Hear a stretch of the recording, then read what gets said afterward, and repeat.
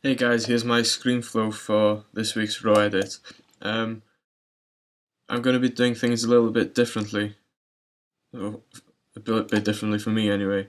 I've already finished the edit, and all I'm going to do is, instead of making you watch hours upon hours, or quite a bit of time of me editing, I'll just show you a brief overview of what tools I used and how I did it, and then show you the final image, and then we'll edit it in Lightroom later on. Okay, so the first thing I tend to do with pictures is I create myself a list of all the things that I think needs doing on the photo. And for this photo, the things I came up with was editing the skin blemishes, getting rid of some stray hairs, bringing out the eyes and the lips, and then maybe straightening out the jawline, and some skin smoothing in the end.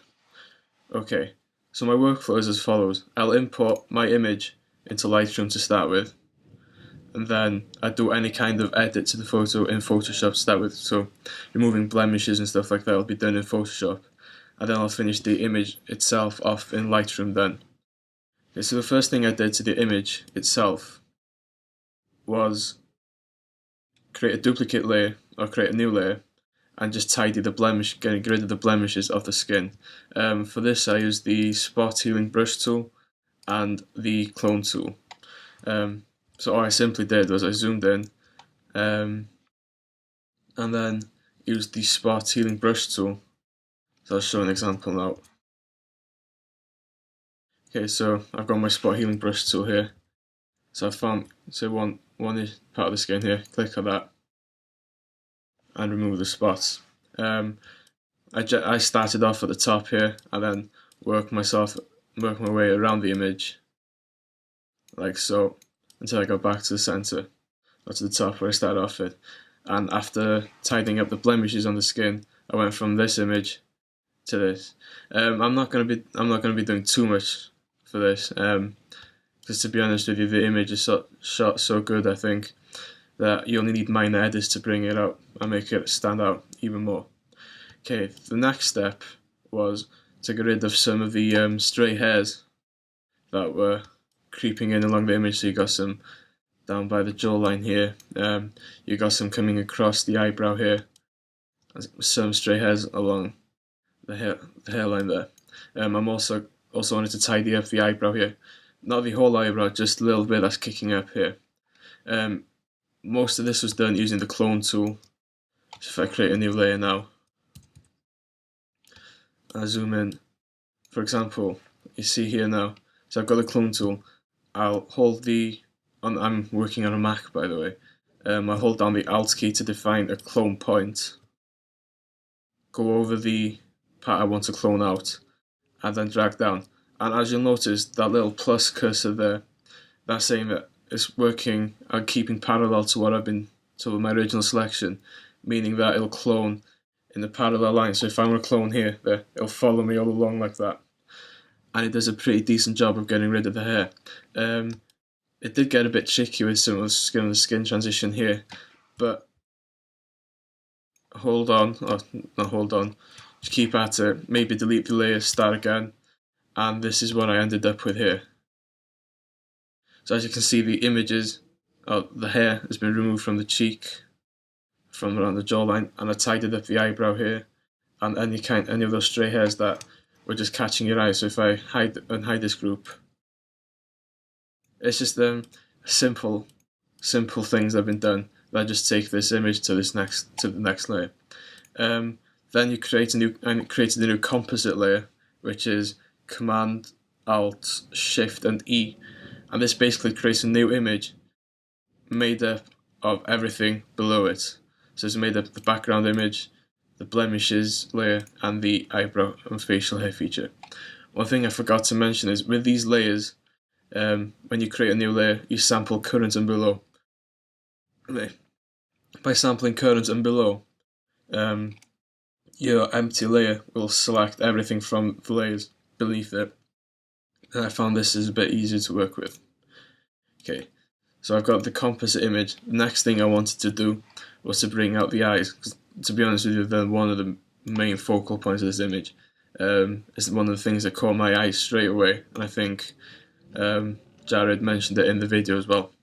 So instead of trying to use a layer mask or anything like that just to mask the eyes off, I use the polygonal lasso tool. Okay, an example, just to show you quickly. I simply made a selection like so around the eyes. Now that's a bad example, but I took some time and I made a little selection of the eyes, of both eyes I mean. Okay, when I made a selection, I made sure to modify the selection and use the feather of one just to make sure that the lines weren't too hard. Okay, so if I hide everything below now, you see this is what the eyes look like, cut out. With these eyes like this now, I was able to use then a levels layer just to brighten up, to like make the eyes stand out a little bit more. And this is the levels that I used, and it just draws you even more into those stunning eyes, as you can see like that. And the best thing is, because it's an adjustment layer, I can keep on playing with it like so. I'll take it a bit there. So as you can see, the eyes before, the eyes after. It's just subtle, nothing over the top, just subtle changes that I think that take the image from being a superb image to start with to an even better image. Okay, yet again I created another composite layer after that. And the next task was to work on the lips. Using the same technique as I did with the eyes, I used the polygonal lasso tool to create a selection around the lips, and then feathered this by 1 pixel again, creating a cutout of the lip that I could directly work with, not having to worry about masking anything of the image off to get rid of any kind of adjustment layer or anything that appeared on the rest of the image. Yet again, I used the levels here, and as you can see, it's a subtle change, nothing drastic. It just brings a bit more of the colour of the lips out.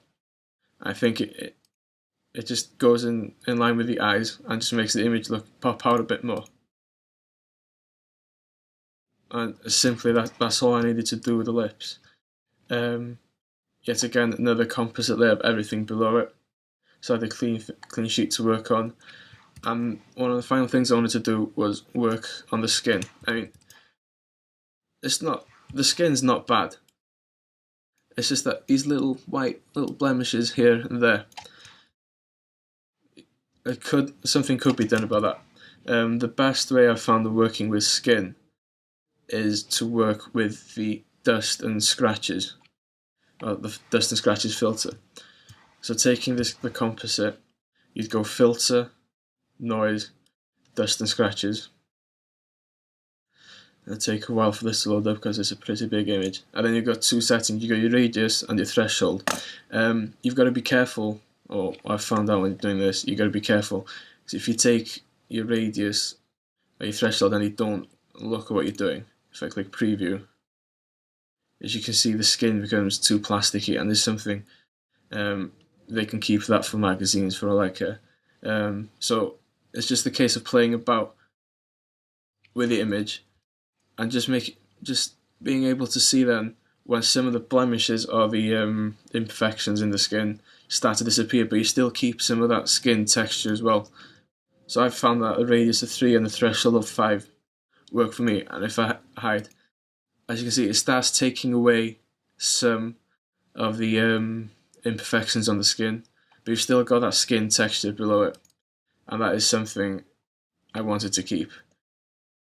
Okay, so I've played about with 2 different settings for the dust and scratches. The first one was at 3 and 5, I think, like I just showed you, and the second was at 2 and 4. It's up to you what you play with in the end, but I was pretty happy with how this turned out, like this. And I could call it done there now, but there's one thing I found out with the image that I want to do again. If you look at the jawline here, it's got that slight kick in the middle that's, for me, pulling out or making the chin itself stand out. So to fix this, I am going to use the liquify tool. So you go create another composite layer, which is Command Alt Shift E again, and then filter and liquify. This is it can be a bit resource intensive here. So you zoom in on the image, and as you can see, as you zoom in, you've got that slight kick here that I just want to try and straighten out. And the beauty of this tool is you can use freeze masks. I think it's got a freeze mask yet.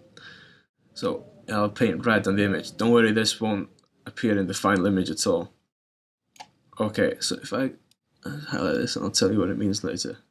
Okay, the freeze mask makes sure that anything that's been painted over in red will not be affected by the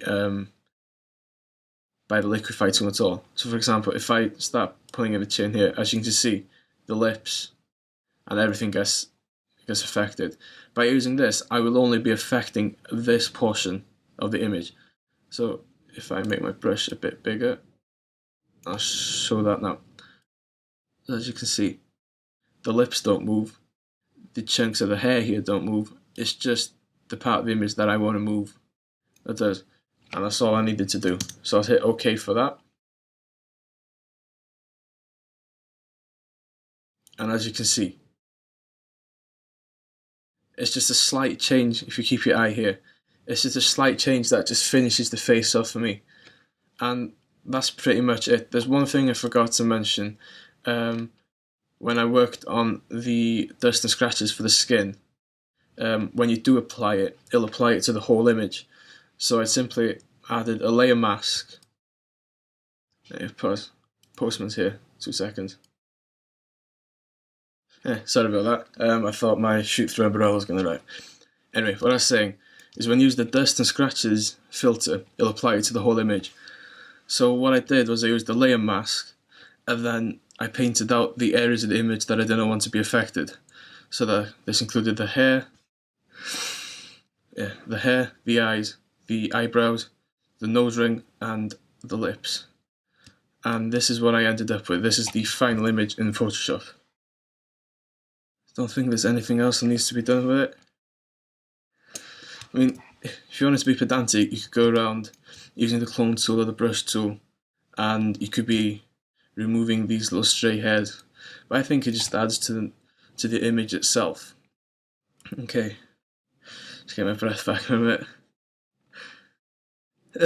Okay, so after I finished in Photoshop itself, I simply save the file, and then you'll get taken back into Lightroom itself. And this is the image in Lightroom. I've got an edit up, but for some reason it didn't save last night. So let's go from the beginning. First thing I'm going to do, white balance and warm the image up a bit. Just a hint. Just makes the skin look a bit warmer. Blacks. I want to emphasize the blacks because it'll make the hair a little bit darker. She's got stunning hair as well, and it makes the eyes stand out a little bit more, I think. I'm not going to play with fill lights. Recovery. Bit of recovery. I'm going to take the exposure down just a drop. So going from that to that. Another thing I wanted to add was some post-crop vignetting. That's not there, is it? Post-crop vignetting. This is not really necessary because I tend to use the post-crop to draw into a certain part of the image, but here you've got those eyes staring at you, so that draws you in. But you can use it just a little bit, not too much. Like so. Change the roundness like that. And go from that to that. And I think that will be my final edit. As you can see, bringing out the eyes and the lips in Photoshop made a difference, and I prefer doing it as opposed to using the brush tool here. Is there anything else you can do here?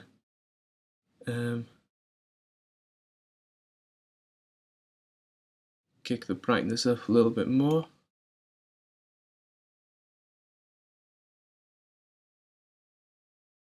contrast as it is there. Will the tint do anything?